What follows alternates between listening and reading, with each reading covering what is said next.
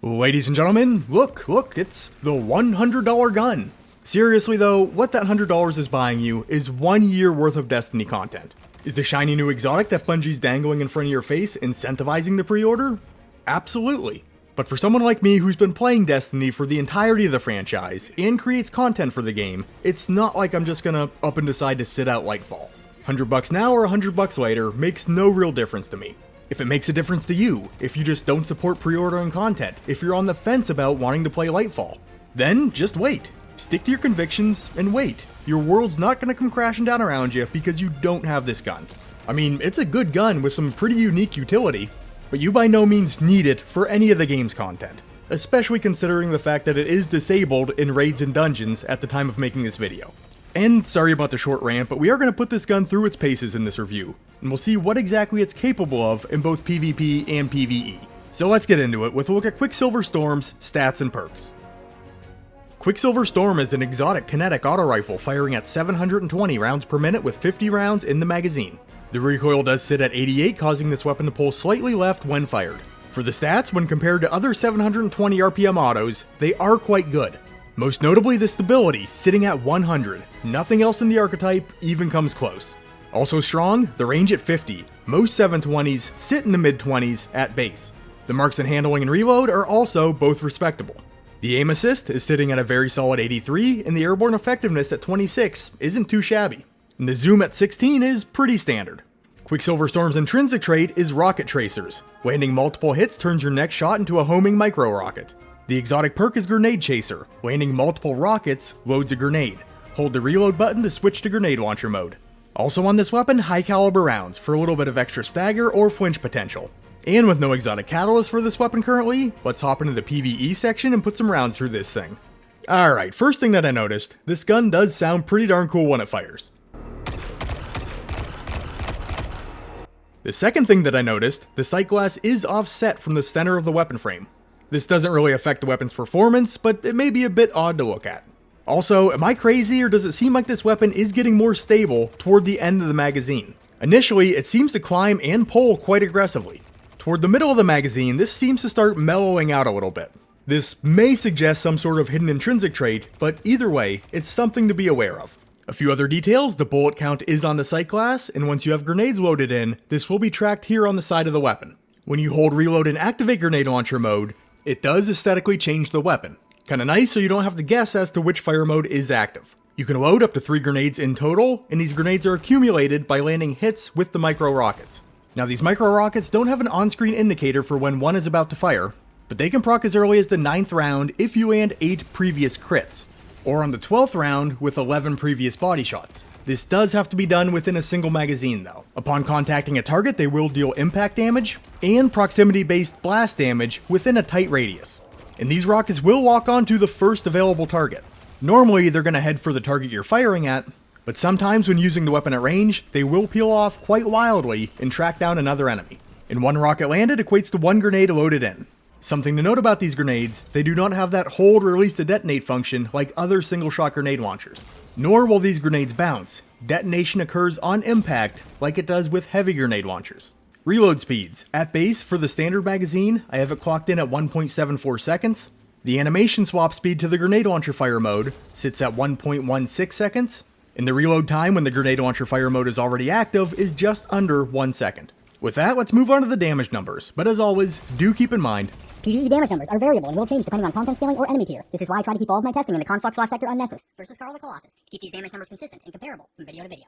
In its base fire mode, Quicksilver Storm will hit Carl for 1,221 points of damage on a crit and 814 points of damage to the body. This is going to be the same as any other 720 RPM auto rifle's base damage that does sit in the kinetic slot. The micro rockets can see crit damage on their impact value at 246 or 164 to the body. But in both cases, a maximum of 4,627 points of blast damage will be delivered as well.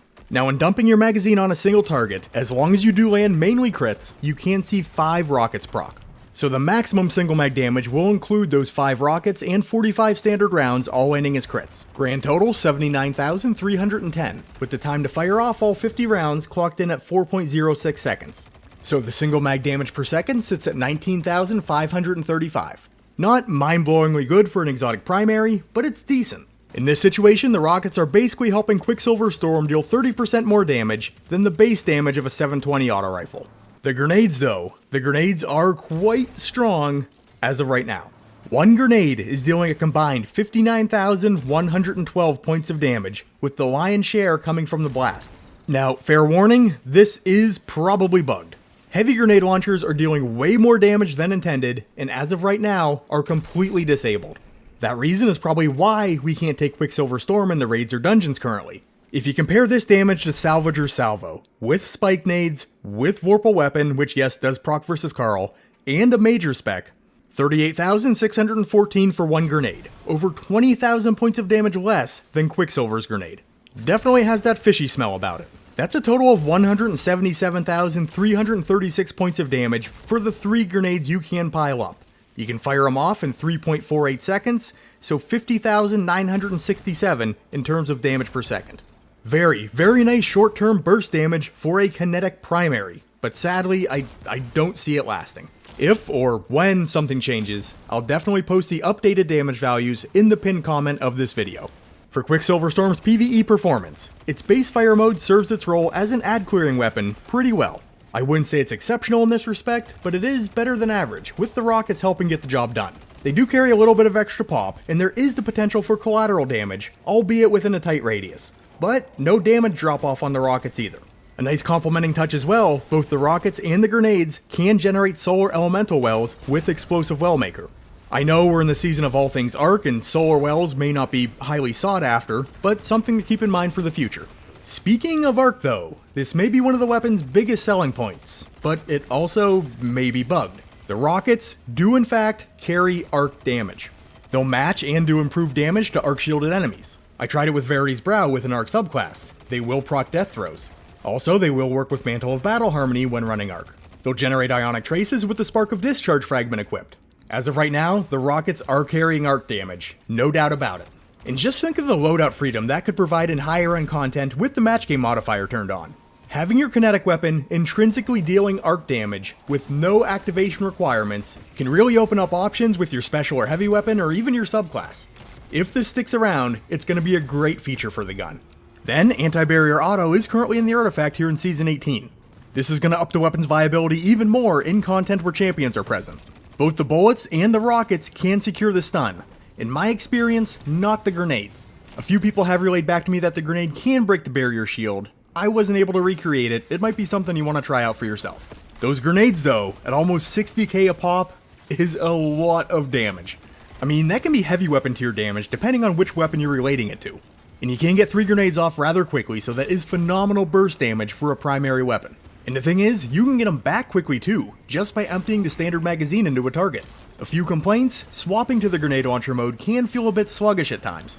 We timed out the swap animation at about 1.2 seconds, which isn't bad. But sometimes it feels like there's an extended delay between the press of the button and the start of the animation. Or maybe I'm just really impatient. Then there's the question of real endgame viability. A lot of times it can be tough to justify bringing an exotic primary into high level content. Not all, but a lot of players tend to lean on their exotics for big single target damage. And they'll forgo using ones that are mainly geared toward ad clearing. Not saying that Quicksilver doesn't have its own selling points, it's definitely got a leg to stand on, but you gotta be okay with leaving behind any choice, special, or heavy exotic options. Not that this matters a whole lot right now because we are locked out of using this weapon in raids and dungeons currently. Lastly, there is a very real chance that this weapon will see a substantial nerf in the near future. The grenades do seem to be a bit heavy in respect to their damage, and intentionally putting arc damage on a kinetic weapon with no proccing requirements may not be a road that Bungie wants to go down. I'm bracing myself for both facets to get knocked down eventually. But let's take a peek at Quicksilver Storm in PvP.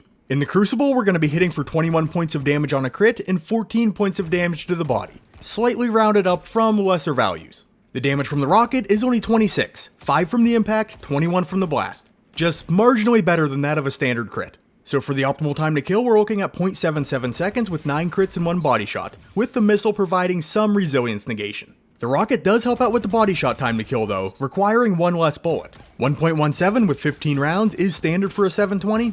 Quicksilver Storm can hit 1.08 with 14 shots. And the blast radius on these rockets, as I alluded to in the PvE section, is very tight. 1 to 1.5 meters max. Enemies basically need to be standing shoulder to shoulder. But just like in PvE, the rockets are carrying arc damage. Spark of Discharge is equipped, and we do have that Ionic Trace rolling at us when the rocket secures the kill. For the physical range, Quicksilver Storm can stretch out to 26 meters and see full damage. 27 is where we start to see damage fall off creep in. When in the grenade launcher fire mode, a direct hit is only dealing 95 points of damage, 81 from the blast, 14 from the impact. So even 2 back-to-back grenades will not down an enemy target unless they're running very low resilience. For the blast radius, we are seeing full damage up to about 1.5 meters, with the maximum radius out at around 3. So not a very generous proximity here either. For Quicksilver's PvP performance, it's pretty good. 720 autos in general have always been pretty good mid to close range performers. The optimal time to kill is competitive, and the body shot time to kill is forgiving. A little more so with Quicksilver in that respect, since it does require 1 less bullet. And this weapon can stretch out just a touch further than most weapons in the archetype as far as physical range goes.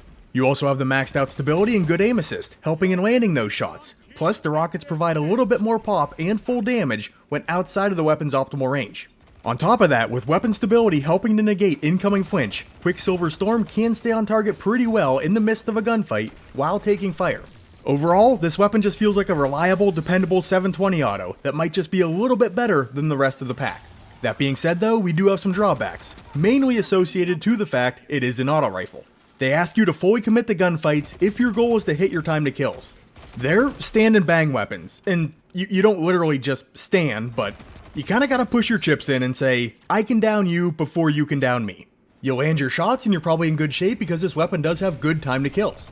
But whenever you're less mobile and out of cover for an extended period of time, you are susceptible to getting team shot, or just popped in the back or from the side from an enemy that you didn't account for.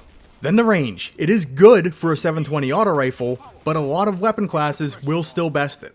I've always approached rapid fire autos as long range SMGs basically, and you can get in trouble when asking them to stretch too far, too often. Then the grenade launcher mode, I really have no use for in PvP. If it could one-shot enemy players, absolutely. If it at least did more damage in a greater radius to facilitate easy cleanups, sure. But it can't even deal enough damage to 2-shot guardians at a respectable resilience tier. If you have a use for it, I mean, by all means. But for me, I'll pass. All in all though, if you do like auto rifles, you might get a lot out of this weapon. Its utility is very nice in PvE. We'll have to see what happens in the future, but if it doesn't lose too much of its character, it could be a solid option moving forward.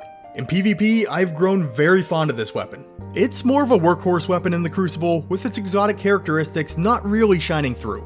But this may be one of the best feeling rapid fire autos that I ever picked up. Personally, I'm a fan, and when you get the chance, try it out for yourself.